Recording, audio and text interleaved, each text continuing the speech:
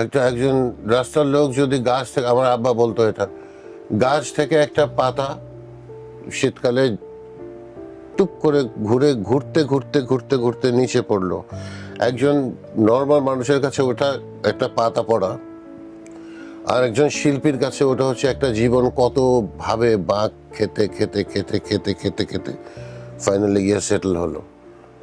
ওই দৃষ্টিভঙ্গিতে তো একটা শিল্পী নিঃসন্দেহে আলাদা, তার চিন্তা ভাবনার লেভেলটাই তো অন্যরকম। যতটুক না হলেই না, আমি যে খুব খারাপ থাকি তা তো না, আমি তো ভালোই থাকি। গাড়ি মডেল চেঞ্জ করা, পোশাকের এইখানে একটা ব্যাপার আছে, গাড়ির মডেল চেঞ্জ করার ব্যাপারটা নিয়ে আমি একটু দিমাগ পোষণ করি। আমি যে গাড়িটা চালাই সেটা কিন্তু এখনো সেই 18 বছর ধরে 17 বছর ধরে আমার কাছে আছে। 17 বছর? হ্যাঁ। তো ওই গাড়িটাকে কিন্তু আমি আর আমার বউ পছন্দ করে কিনেছিলাম। আচ্ছা।